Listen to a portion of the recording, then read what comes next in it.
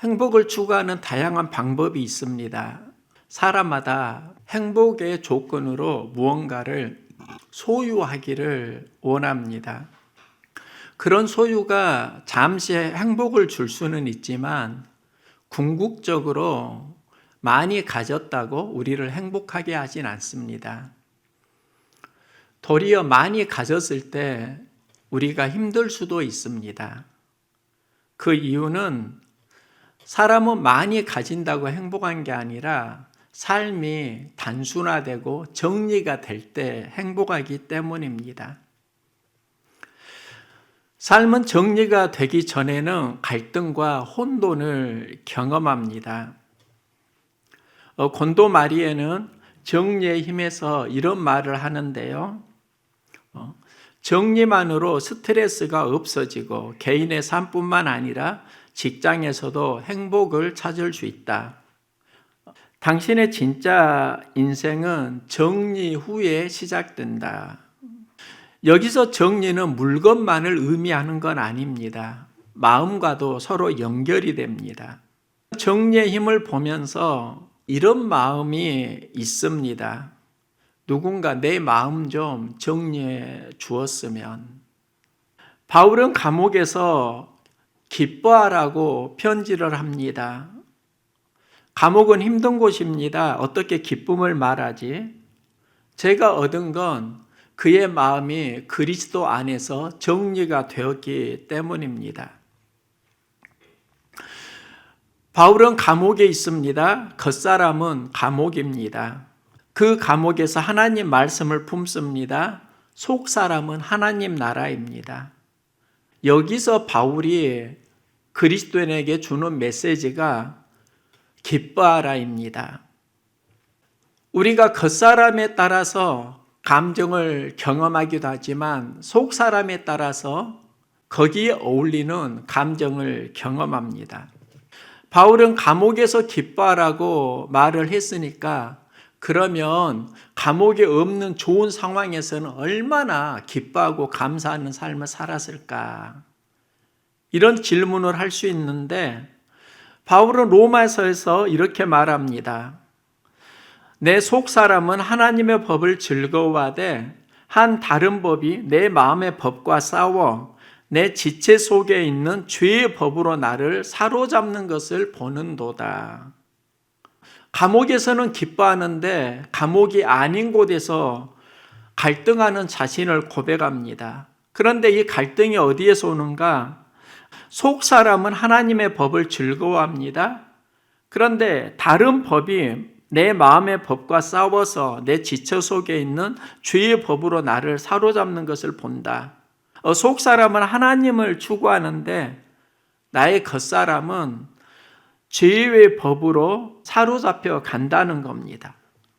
바울은 여기에서 자신은 내 겉사람을 이길 수가 없다고 고백하고 탄식을 합니다. 그 탄식과 갈등 속에서 바울이 만난 진리가 있는데 예수 그리스도 성령의 법입니다. 그는 혼돈의 삶을, 갈등의 삶을 고백하다가 그리스도 예수 안에 있는 생명의 성령의 법이 죄와 사망의 법에서 너를 해방하였다. 이렇게 고백하는데요. 예수 안에 있는 생명의 성령의 법이 속 사람에게 작용하니까 겉사람의 죄와 사망의 법에서 너를 해방해 주었다. 예수와 성령의 법이 내 속 사람에게 작용할 때 고백하는 게 합력하여 선을 이루느니라입니다. 바울이 예수 안에 있는 성령의 도우심으로 겉사람을 이기는 속사람 은혜를 경험하는데요. 그래서 바울이 우리가 낙심하지 아니하노니 겉사람은 낡아지나 우리의 속사람은 날로 새로워지는도다. 바울이 낙심하지 않는다는 건 우리의 겉사람이 낙심하는 환경에 있다는 겁니다. 그런데 바울의 간증은 그 환경 속에서 낙심하지 않는데 그 낙심하지 않는 이유를 겉사람이 아니라 속사람에게서 찾습니다. 겉사람은 낡아지나 속사람은 새로워진다. 내 속 사람이 성령과 예수의 말씀으로 새로워진다는 겁니다.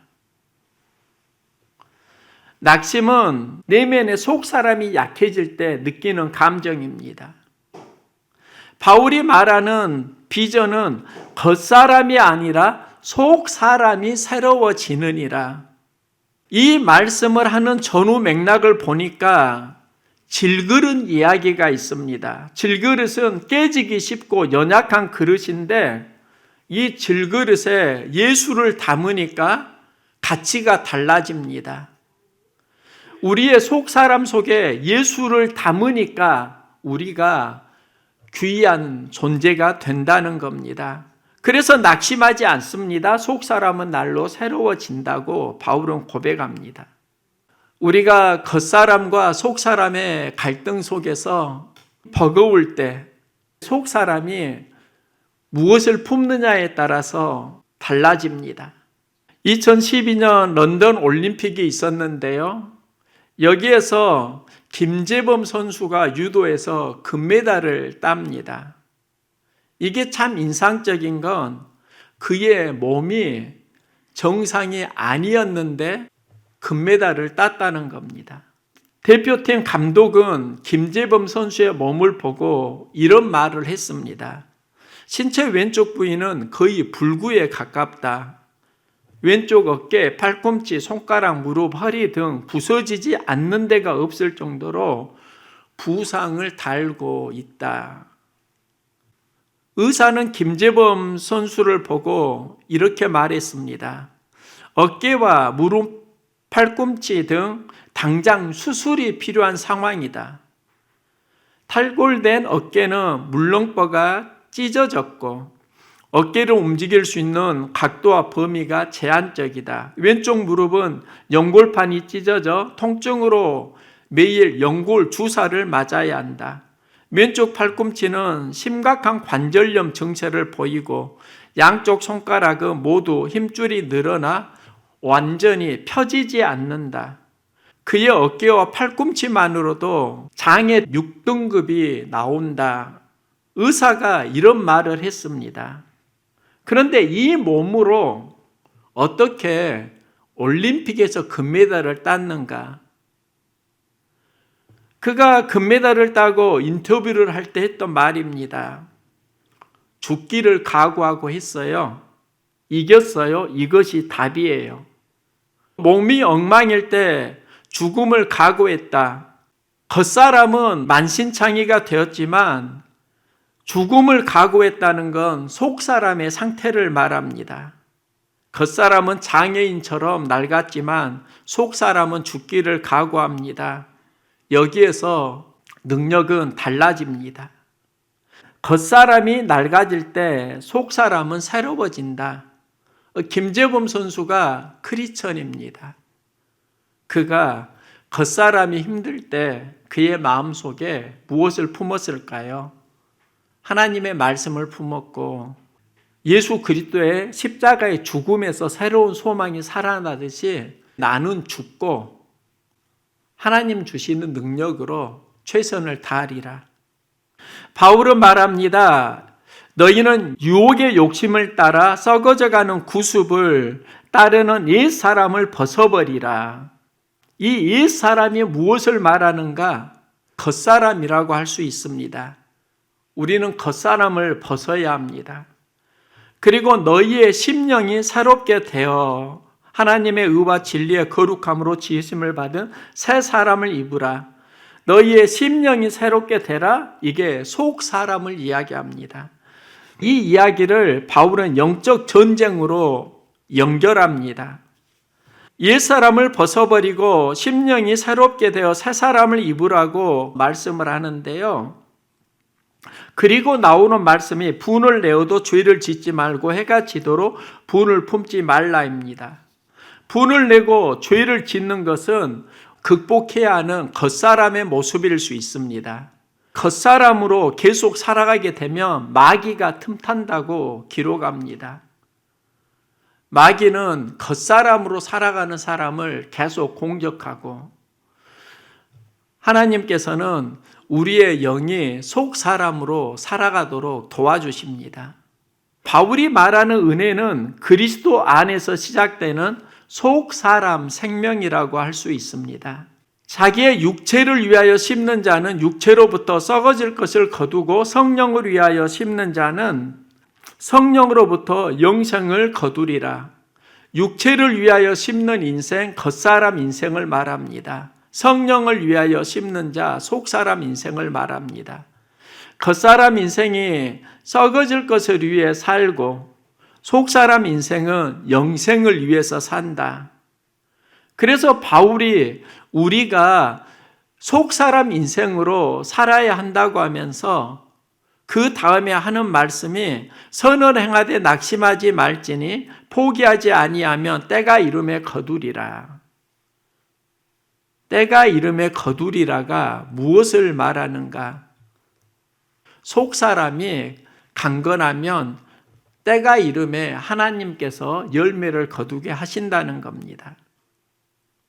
겉사람과 속사람의 갈등은 항상 존재합니다. 가정에도 겉사람과 속사람의 갈등이 있고요. 또 직장에도 있습니다. 우리가 살아가는 모든 곳에 겉사람과 속사람의 갈등이 있습니다. 여기에서 우리는 괴로움을 느끼게 되는데요.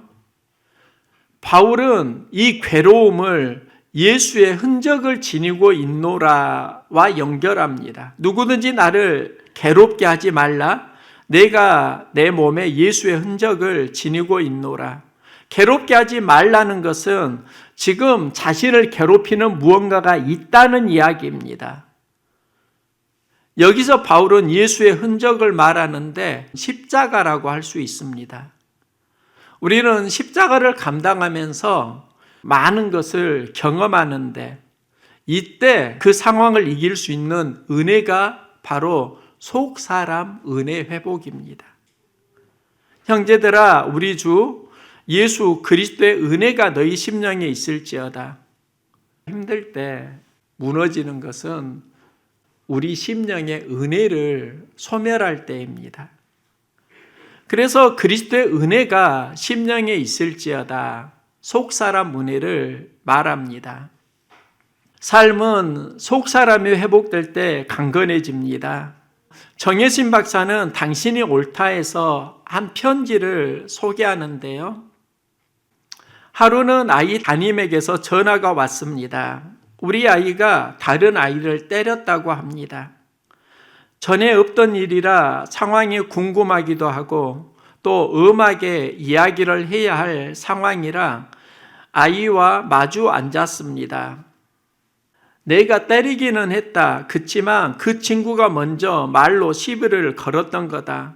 선생님이 야단치셔서 내가 잘못한 것을 안다며 죄송해요 엄마 라고 했습니다.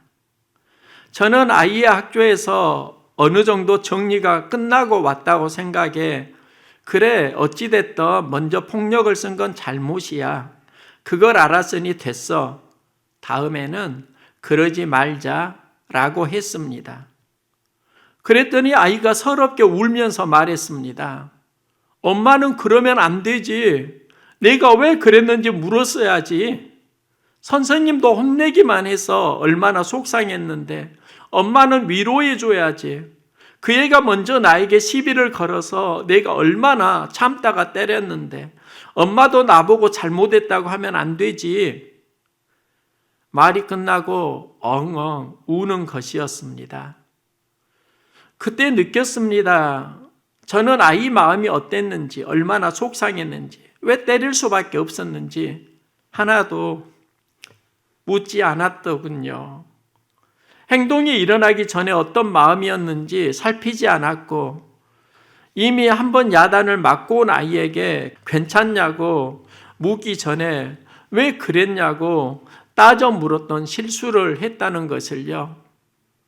겉으로 보기엔 정리된 문제가 속마음까지 정리된 게 아니라는 것을 깨달았습니다. 자기 잘못을 인정하고 사과를 하는 사람도 깊은 공감을 받고 싶어 한다는 것을요. 예민한 사람들은 특히 더 그렇다는 것을 알았습니다. 이게 초등학생을 둔 아이가 자신의 경험을 정신의 박사에게 편지를 한 것인데요. 제가 이 글을 보면서 공감 가는 하나의 지점이 있었습니다. 엄마는 그러면 안 되지. 내가 왜 그랬는지 물었어야지. 지레 짐작을 하면서 살아가는 경우가 많이 있습니다. 목사로 살면서 이런 이야기를 들었습니다. 그런데 제가 진짜 듣고 싶은 이야기가 있더라고요. 목사님 마음은 어때요? 이런 질문을 받은 적은 없는 것 같습니다. 모든 일에는 사연이 있습니다. 사연을 물어보고 진단해 줄 때 이게 바로 공감입니다. 사연을 들으려고 하지 않고 지레 짐작은 하고 우리는 여기에서 상처를 또 만날 수도 있는 것 같습니다. 당신이 옳다, 이 책을 보는데요. 당신이 옳다면 나는 틀렸다 의미로 생각을 했습니다. 그럼 상처를 받을 것 같은데 역설이지만 여기에서 치유가 된다는 것을 알았습니다. 우리가 경험하는 상처가 사실 내가 옳다는 생각에서 시작됩니다. 내가 옳다는 것이 깨지면 상처는 치유됩니다. 내 의는 깨지고 하나님의 의가 내 안에 들어올 때 치유와 회복이 일어난다는 겁니다. 그래서 바울이 하는 말씀이 그런 겁니다. 누구든지 나를 괴롭게 하지 말라. 내 몸에 예수의 흔적을 지니고 있노라. 우리 주 예수 그리스도의 은혜가 너희 심령에 있을지어다. 누구든지 나를 괴롭게 하지 말라. 그러면 나를 괴롭게 하는 게 누구일까요? 역설이지만 자신이 옳다고 생각하는 그 신념, 그게 자신을 괴롭히는 무엇일 수 있습니다. 즉 남이 자신을 괴롭히는 게 아니라 자신이 옳다고 살아가는 그 신념이 상황과 충돌할 때 괴로움을 느낀다는 겁니다. 바울이 내 몸에 예수의 흔적이 있다고 말하는데요. 이 말은 나 십자가 감당하면서 살아왔다는 고백입니다. 그런데 많은 이들이 여기에서 탈진되는 경험을 하기도 합니다. 바울이 말하는 메시지가 무엇인가? 너의 겉사람으로 수고를 했고 이 수고 속에서 내가 지쳐 있다고 하면 내 심령에 그리스도의 은혜가 다시 있을지어다. 속사람 은혜가 회복되어야 한다는 겁니다. 우리는 자신이 옳다고 죄가 없는 것이 아닙니다. 그리스도의 은혜로 우리는 제사함을 받습니다. 자신을 괴롭게 한 것이 자신이 옳다고 믿고 살아온 그 신념 때문일 수 있다고 하면 우리는 내가 옳다는 신념을 내려놓을 때 그리스도의 은혜가 시작됩니다. 나를 괴롭히는 세력은 어떻게 보면 밖에 있는 것 같지만 내 안에 내가 가지고 살아가는 생각일 수 있습니다. 그 모든 것이 내가 옳다는 데서 상처가 되고 주님이 옳다는 데서 은혜가 됩니다. 저는 방탄소년단에 대한 이야기를 몇 번 했는데요. 아이들과 함께 이야기를 하면서 방탄소년단에 대한 이야기를 했습니다. 그런데 방탄소년단의 그 노래를 찾아서 들어본 적은 없습니다. 제가 지난주 방탄소년단의 노래를 들어보았는데요. 가사 때문입니다. 전하지 못한 진심. 여기에 이런 가사가 있더라고요. 초라한 모습 보여줄 수는 없어. 또 가면을 쓰고 널 만나러 가. 가면을 쓰고 널 만나러 가. 이게 반복됩니다. 가사의 분위기를 보면 사랑 이야기로 이해할 수도 있습니다. 보고 싶고 그리운데 사랑한다는 진심을 전하지 못하고 살아가는 어떤 관계가 느껴지기도 합니다. 그런데 이런 질문을 해보았습니다. 왜 진심을 전하는 것이 어려운 것일까? 사람은 진심을 알려고 하지만 진심이 들리지 않는 경험을 할 때가 많이 있습니다. 겉사람을 보고 살아가기 때문입니다. 겉사람만 보면 속사람은 감추어집니다. 목회를 하면서 하는 기도가 있습니다. 속사람을 보게 해주세요. 그리고 더 나아가서 나의 목회가 속사람을 안아줄 수 있도록 도와주세요. 우리가 안겨야 하고 우리가 안아주어야 하는 것은 속사람입니다. 속사람이 안길 때 치유가 일어납니다. 예수 그리스도의 은혜가 너희 심령에 있기를 간구한다. 이 말씀은 너희 속사람이 예수 그리스도의 은혜 안에 안기기를 열망한다는 의미로 이해할 수 있습니다. 겉사람 믿음으로 살지 말고 판단하고 충고하고 조언하면서 살아가지 말고 속사람을 보면서 안아주어야 하는 생명을 기억하라는 겁니다. 겉사람은 건강해도 속사람이 아픈 사람이 참 많더라고요. 때로는 속사람이 아픈 자신을 발견할 때도 있더라고요. 예수님이 십자가에 달리시면서 치유하셨는데 그 치유가 겉사람 치유일까? 속사람 치유일까? 속사람 치유입니다. 그리스도의 은혜가 심령에 있을지어다. 십자가 은혜가 속사람에 작동할 수 있기를 소망합니다. 예수의 십자가 흔적은 무엇을 치유하는가? 겉사람이 아니라 속사람을 치유합니다. 그래서 은혜입니다. 여러분 안에 울고 있는 속사람 있지 않으세요? 아파하고 신음하는 속사람 있지 않으세요? 우리의 속사람이 그리스도의 은혜를 다시 체험하기를 소망합니다. 여기서 나오는 바울 간증이 내 몸에 예수의 흔적을 지니고 있다입니다.